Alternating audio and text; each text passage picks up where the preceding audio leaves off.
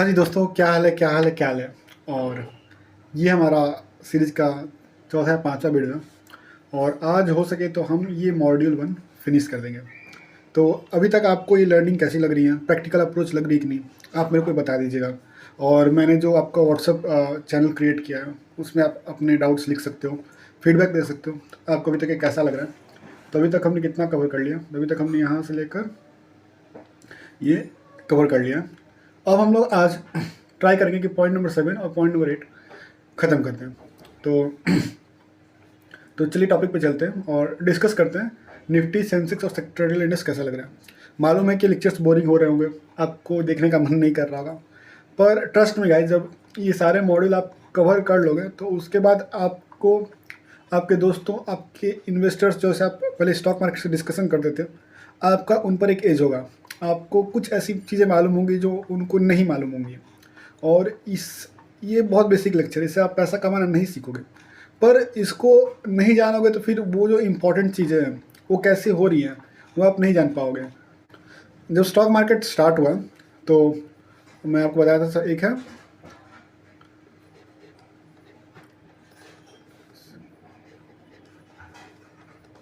ये दो बड़े बड़े एक्सचेंज हैं, एक NSE और एक BSE। ये स्टॉक एक्सचेंजेस हैं जो शेयर्स को एक्सचेंज करते हैं फॉर मनी। तो ये जो दो एक्सचेंजेस हैं, अब कल के दिन में कोई आपसे पूछे कि भाई NSE में शेयर्स का भाव ज़्यादा है, क्या भाव चल रहा है, शेयर्स का क्या भाव चल रहा है, तो अब आप क्या करोगे। NSE में लगभग 3000 कंपनीज हैं, तो आप सब कंपनीज का प्राइस ऐड करके, प्रॉफिट ऐड करके बताओगे कितना ग्रेट है, नहीं। तो उसके लिए क्या किया गया ना कि NSE के लिए एक निफ्टी और सेंसेक्स के लिए, मतलब BSE के लिए सेंसेक्स, ये दो चीज़ इंट्रोड्यूस किया गया। अब ये होता क्या है, तो उसके लिए हम लोग एक टर्म समझना पड़ेगा जिसको हम लोग बोलते हैं मार्केट कैप। ये देखो, ये इसकी करंट मार्केट प्राइस है एक शेयर की। अब इसके पास बहुत सारे शेयर्स होंगे तो उसको मिला के एक मार्केट कैप आता है। इसको हम लोग बोलते हैं मार्केट कैप। मतलब मार्केट में कितनी कैपिटल लगी हुई है, ये जनरली निकलता है। फॉर्मूला इसका है, मार्केट कैप का फॉर्मूला है number of shares into current market price. इसको करने से आपको मिल जाएगा मार्केट कैप क्या है शेयर्स की। तो जैसे ये शेयर्स की मार्केट कैप है, तो उस बेसिस पे अगर मैं निफ्टी 50 खोलूँ, निफ्टी 50 को एक हम पिज़्ज़ा समझते हैं, ठीक है, निफ्टी 50 को। अब उस 50 शेयर्स में उसको एक क्लासिफिकेशन किया गया कि उस 50 शेयर्स में किस सेक्टर के कितने शेयर्स रहेंगे या उस सेक्टर का कितना वेटेज रहेगा। तो अगर ये निफ्टी 50 का वेटेज सेक्शन है, जिसमें सबसे ज़्यादा वेटेज फिनेंशियल सर्विस को दी गई है, उसके बाद ऑयल गैस एंड कंज्यूमेबल्स हैं, उसके बाद इंफॉर्मेशन टेक्नोलॉजी है, और ये FMCG, मेटल्स, कंज्यूमर गुड्स। तो ऐसे करके ये सारे सेक्टर्स को बनाया गया। इसको बनाता कौन है, तो जो टॉप लेवल के फंड इन्वेस्टर्स होते हैं, फंड हेजर्स होते हैं, वो इसको बनाते हैं। और ये बनता है टोटली बहुत ज़्यादा रिसर्च करके। अब इंडिसेस में आते हैं, तो ये है निफ्टी 50, ठीक है। ये रहा इसका इंडेक्स कंस्टिट्यूएंट्स, इसमें क्या क्या है। और मैं बता दूं कि NSE में जितने ज़्यादा शेयर्स हैं ट्रेड करते हैं, उनका एक रैंकिंग किया जाता है अकॉर्डिंग टू मार्केट कैप। मतलब मार्केट कैप के हिसाब से उनकी एक रैंकिंग की जाती है, और जिस शेयर्स की टॉप 50 में रैंकिंग होती है उनका प्राइस प्लस करके एक निफ्टी 50 बनाया जाता है। सेम सेंसेक्स लेके आता है।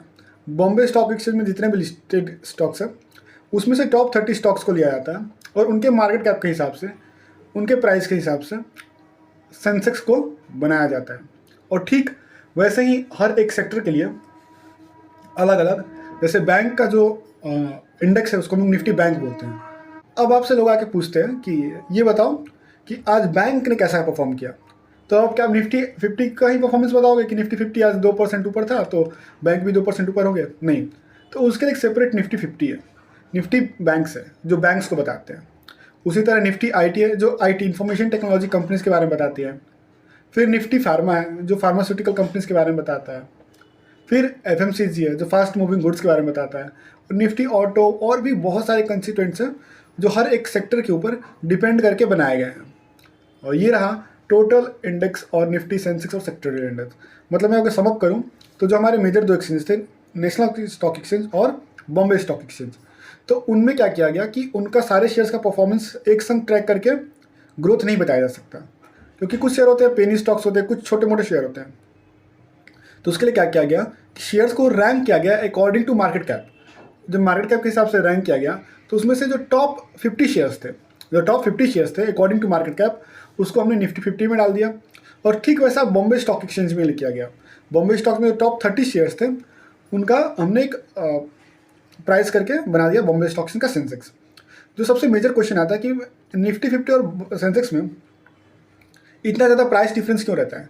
निफ्टी 50 में तो 50 कंपनी है, तो निफ्टी 50 का प्राइस हाई होना चाहिए, तो कि सेंसेक्स में 30 कंपनीज है तो इसका प्राइस निफ्टी 50 के मुकाबले कम होना चाहिए। पर reason is something difference. Nifty 50 ना एक नया स्टॉक एक्सचेंज है, वहीं बॉम्बे स्टॉक एक्सचेंज एक पुराना स्टॉक एक्सचेंज है।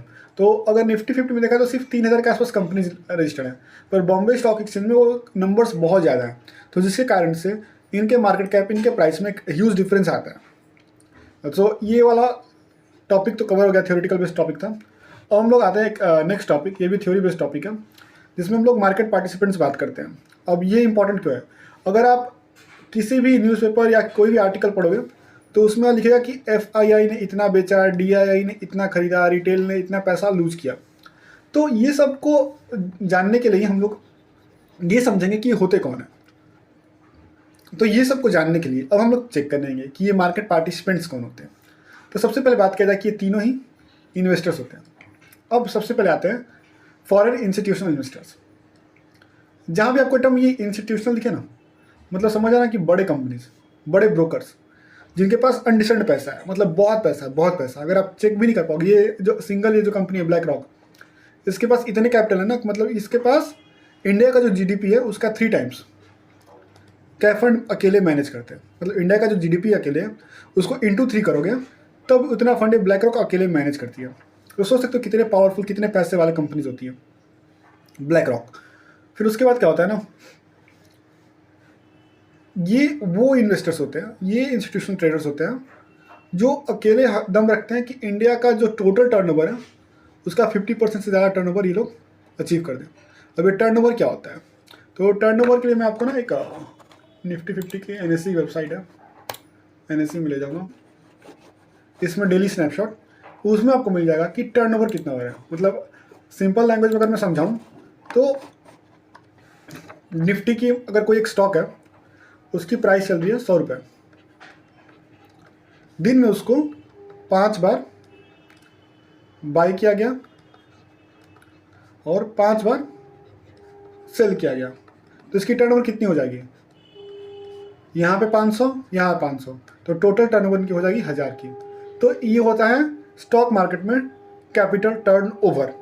तो इसके बेसिस पे जो फॉरेन इंस्टीट्यूशनल इन्वेस्टर्स होते हैं वो बाई और सेल करते हैं, मतलब मोर देन 50% वॉल्यूम ये होल्ड करते हैं। ये कौन होते हैं? ये वो इन्वेस्टर्स होते हैं जो इंडिया के नहीं होते, बाहर के होते हैं, लेकिन इनके पास मोटा पैसा होता है, उनको हम लोग फॉरेन इंस्टीट्यूशनल इन्वेस्टर बोलते हैं। एग्जाम्पल ब्लैक रॉक, विंडार्ड। अब आते हैं हम लोग डोमेस्टिक इंस्टीट्यूशनल इन्वेस्टर। ये वो देखो यही बताया था कि जहाँ पे ये इंस्टीट्यूशनल हो, समझ आना मोटा पार्टी। अगर आप ये LIC तो नाम सुने होगा, इंडिया में रहते हो तो LIC ऐसा पहला इन्वेस्टमेंट था जो हर घर में किसी ना किसी के पास था। अगर लोग पहले कोई इन्वेस्टमेंट करते थे तो सबसे पहले इन्वेस्टमेंट होती थी फिक्स डिपॉजिट और दूसरी LIC। तो सोचो LIC इतनी बड़ी इंडिया में इंस्टीट्यूशन थी जो लोगों का काफ़ी फंड होल्ड करती थी। अभी तो म्यूचुअल फंड्स स्टॉक मार्केट आने के बाद ये थोड़ी कम हो गई है, पर ये इतनी बड़ी इंश्योरेंस कंपनीज होती थी, इनके पास भी अंधा पैसा है और ये भी, इनको भी तो रिटर्न कमाना है, तो ये भी मार्केट में पैसा डालते हैं। तो इनको बोलते हैं डोमेस्टिक इंस्टीट्यूशनल इन्वेस्टर्स, यानी वो इंस्टीट्यूशनल इन्वेस्टर जो इंडिया के हैं। फिर आता है रिटेल इन्वेस्टर्स। रिटेल इन्वेस्टर यानी आप, मैं और बाकी लोग। और ये अभी 2019-20 के बाद सबसे ज़्यादा ग्रोइंग नंबर ऑफ पीपल में है। That's all in this video.